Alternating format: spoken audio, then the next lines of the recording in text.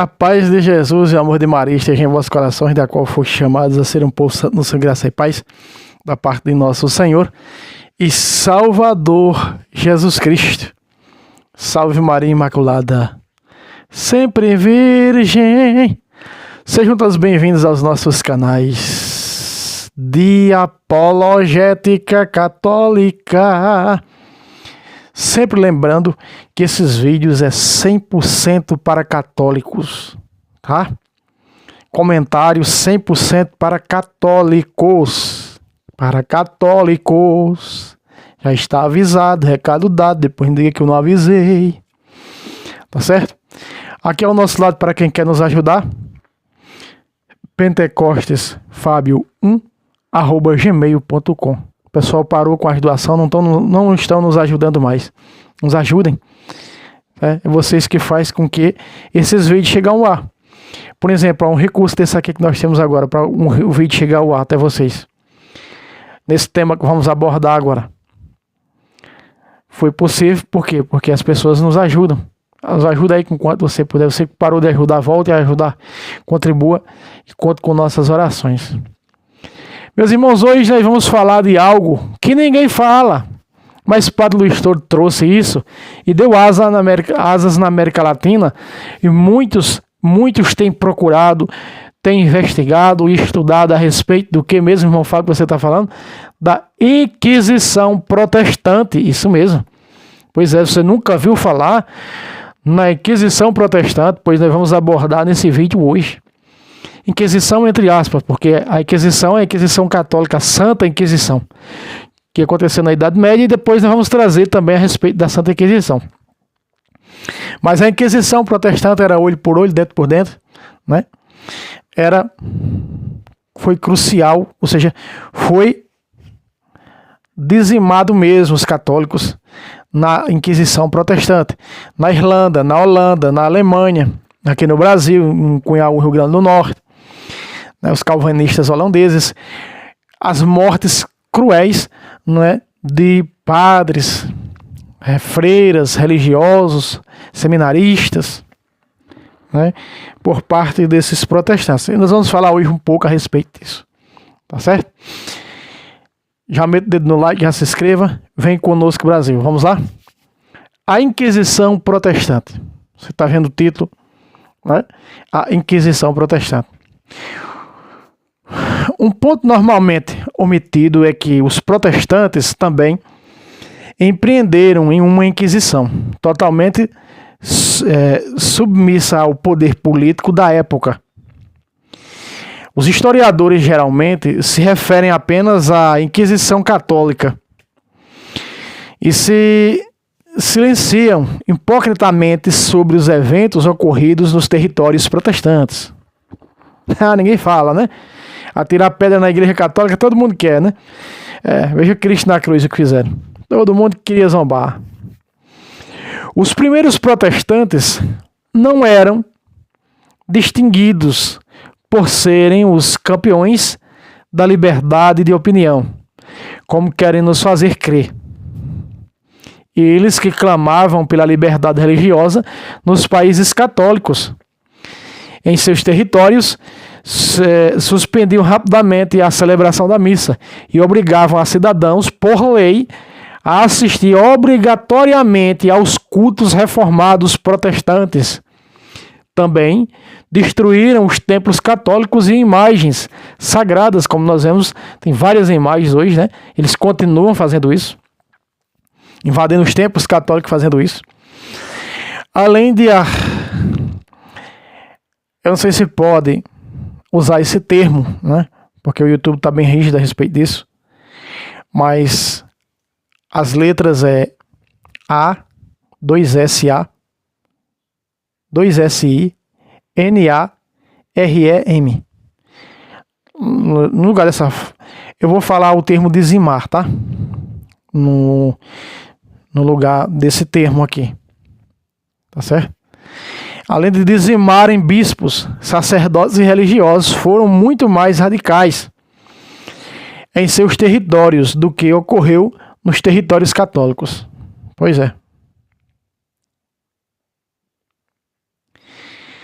Citaremos apenas alguns exemplos, já que quase todas as fontes pesquisadas apenas se referem à Inquisição Católica e nenhuma à Inquisição Protestante, como já referido. Você chega no Google, por exemplo, você coloca Inquisição, não vai para a Inquisição Protestante, vai para os sites protestantes mentindo sobre a Inquisição Católica, né? Sobre a Santa Inquisição, que aconteceu na Idade Média. Então, você tem que colocar Inquisição Protestante, tá certo?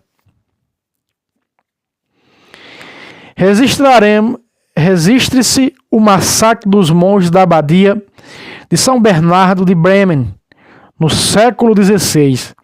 Os monges foram assassinados ou desfolados, atirando-lhes sal na carne viva, sendo a seguir pendurados no campanário por bandos protestantes.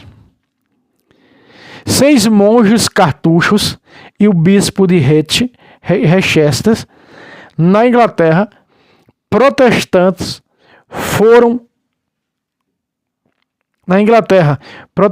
o enforcaram, isso em 1535. Henrique VIII mandou queimar milhares de católicos e anabatistas no século XVI, mas foi sua filha católica, Maria, que acabou recebendo o título de Maria a Sanguinária. Pois é.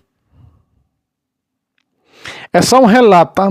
Nem estou trazendo ao pé da letra, estou só mostrando o que aconteceu em volta do mundo. João Servet, descobridor da circulação do sangue, foi queimado em Genebra por ordem de Calvino, tá? Outro reformador protestante. Porém, é comum se recordar apenas do caso Galileu, o qual não foi justificado.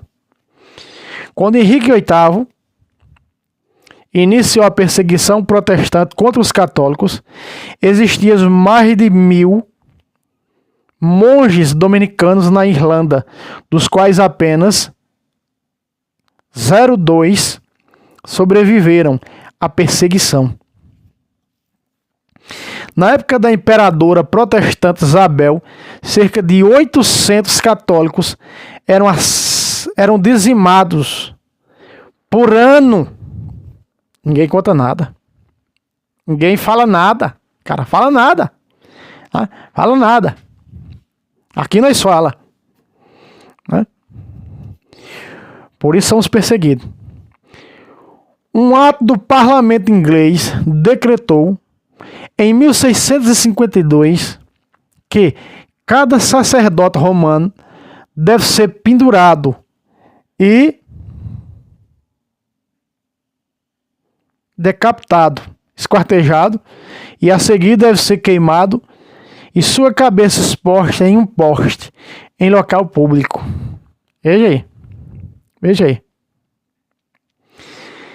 Na Alemanha luterana, os anabatistas eram conduzidos em sacos e atirados nos rios. Na Escócia presbiteriana de John Fox, durante um período de 6 anos, foram queimados mais de 1000 mulheres acusadas de feitiçaria, só porque elas eram católicas. Nas cidades conquistadas pelo protestantismo, os católicos tinham que abandoná-las, deixando nelas todas as suas posses, ou então converter-se à força ao protestantismo. E se fossem descobertos celebrando missa, eram apenados com a morte. É um mito a afirmação de que a prática da tortura foi uma arma católica na Inquisição. Jansen, um escritor desse período, cita uma testemunha que afirma. Preste atenção. O teólogo protestante Meifart descreve a tortura que ele mesmo presenciou. Um espanhol e um italiano foram os que sofreram esta bestialidade e brutalidade. Nos países católicos, não se condena um ceifador, um incestuoso ou um adúltero a mais de 1 hora de tortura.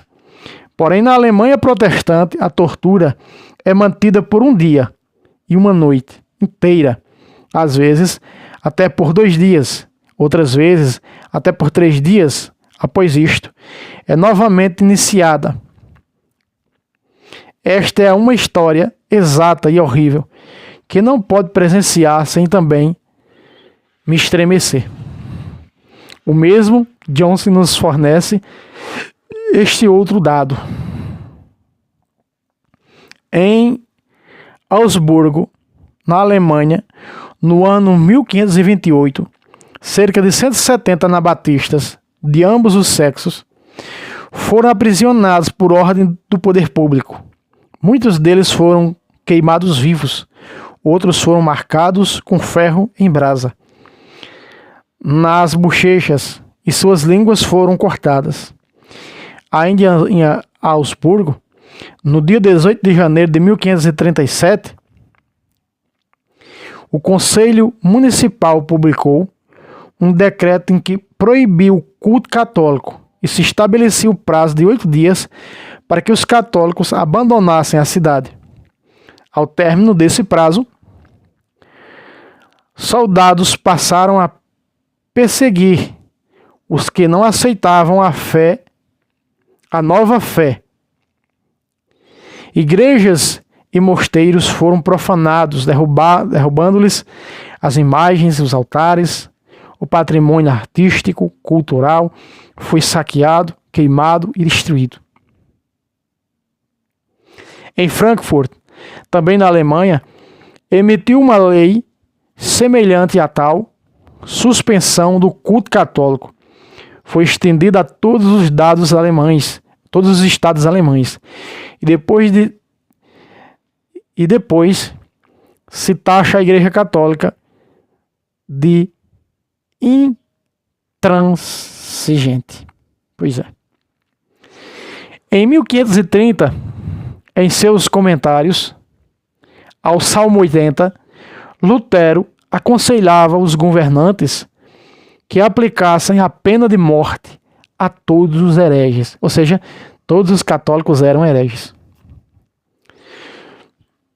No distrito de Torgau, Suíça, um missionário zwingliano, liderando um bando protestante, saqueou e massacrou e destruiu mosteiros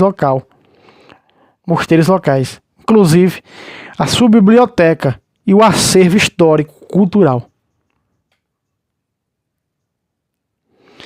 Erasmo de Roterdã ficou aterrorizado ao ver fiéis piedosos excitados por seus pregadores protestantes.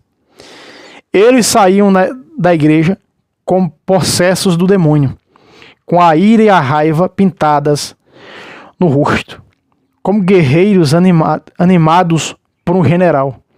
O mesmo Erasmo comenta em uma carta que escreveu para Pierre Cayman. Os ferreiros e operários arrancaram as pinturas das igrejas e lançaram insultos contra as imagens dos santos e até mesmo contra o crucifixo. Não restou nenhuma imagem nas igrejas, nenhum mosteiro.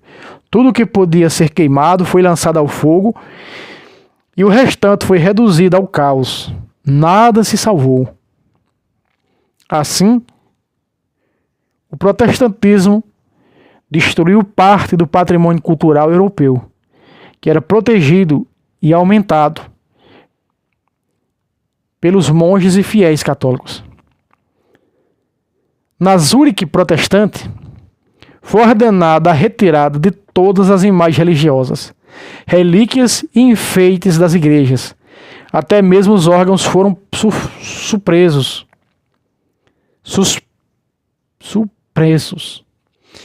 A catedral ficou vazia, como continua até hoje. Os católicos foram proibidos de ocupar cargos públicos e assistirem à missa. Se assistissem à missa, eram castigados com uma multa na primeira vez e com penas mais severas nas residências.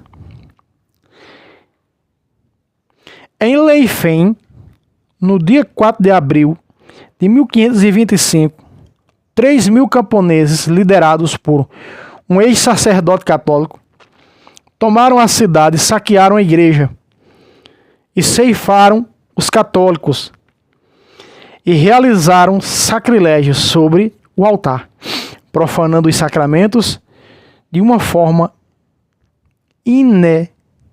inenarrável.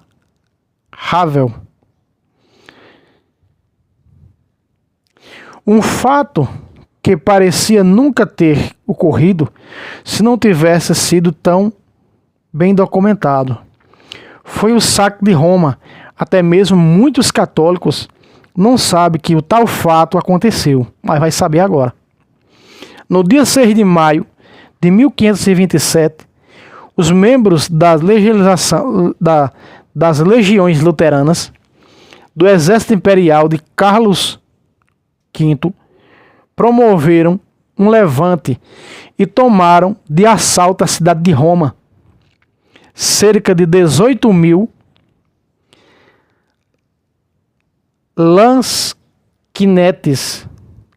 lanquinetes foram lançadas durante semanas contra a pior das repreensões, ocasionado um rio de sangue, costumeiramente esquecido pelos historiadores, que não lhe prestam a dúvida atenção. Um texto veneziano contemporâneo afirma sobre este saque que o inferno não é nada quando comparado com a visão da Roma atual. Os soldados luteranos nomearam Lutero Papa de Roma. Isso ninguém conta, né? Ninguém conta. Eis mais alguns fatos desse episódio, que é a história de alguns eruditos se omite covardemente. Todos os doentes do Hospital do Espírito Santo foram massacrados em seus leitos. Dos 55.000 habitantes de Roma, sobreviveram apenas 19.000. O restante foi da ordem de 10 milhões de ducados, uma soma astronômica naquela época. Os palácios foram destruídos por tiros de canhões com seus habitantes dentro. Os crânios dos apóstolos São João e Santo André serviram para os jogos esportivos das tropas. O rio Tibre carregou centenas de cadáveres religiosos, leigos e crianças, violentadas, muitas com lanças incrustadas em seu sexo. As igrejas, inclusive basílicas de São Pedro, foram convertidas em estábulos e missas profanas com prostitutas. Divertiam a soldadesca. Gregório afirma a respeito. Alguns soldados embriagados colocaram ornamentos sacerdotais em um asno e obrigaram a um sacerdote a conferir-lhe a comunhão. O pobre sacerdote engoliu, afirma, e seus algozes o mataram mediante terríveis tormentos. Conta o padre Mexia. Depois disso, sem diferenciar o sagrado e o profano, toda a cidade foi roubada, saqueada,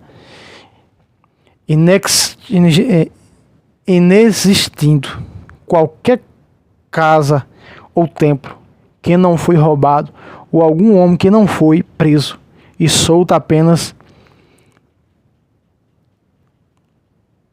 após o resgate.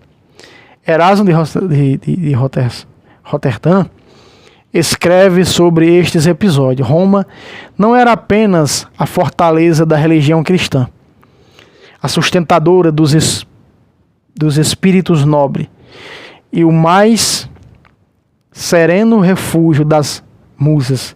Era também a mãe de todos os povos, isto porque, para muitos, Roma era a mais querida, a mais doce, a mais benfeitora do que até seus próprios países. Na verdade, o sangue de Roma não foi apenas a queda desta cidade, mas também a de todo o mundo. Mas ninguém fala deste horror, expresso nas linhas acima. Mas basta consultar qualquer livro honesto e transparente sobre a história documentada. O mundo se cala, como se cala ainda hoje. Ao ceifamento silencioso de milhares de católicos por fundamentalistas muçulmanos, hindus, sikhs e etc. Não excluindo os ceifamentos ocasionados pelo totalitarismo de Fidel, ditador de Cuba, e pelo genocídio de Pol Pot e a perfídia perseguição das autoridades na China. Meus amigos, é muito grande o relato, aqui relata muito. É quase sem fim o relato. Tá certo? Não vai dar para fazer. O vídeo fica muito longo. Mas aqui é citado todas as cidades aonde houve, né, o ceifamento de católicos, de padres, de religiosos, de freiras, em muitos lugares.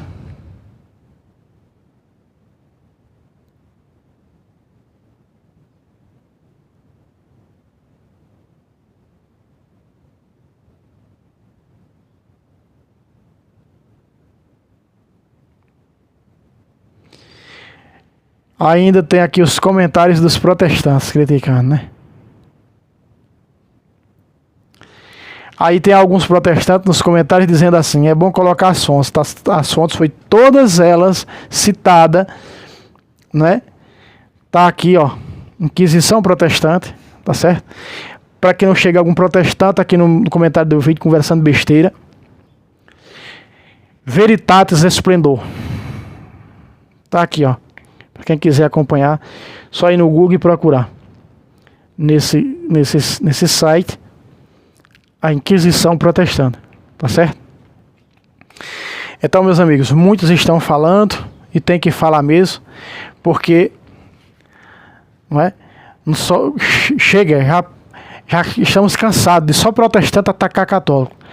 A verdade da farsa protestante, ela tem que ser exposta, ela tem que ser colocada, né?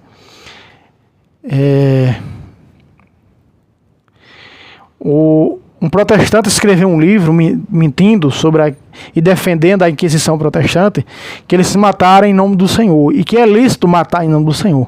Um livro famoso de um protestante que é vendido. Diz assim,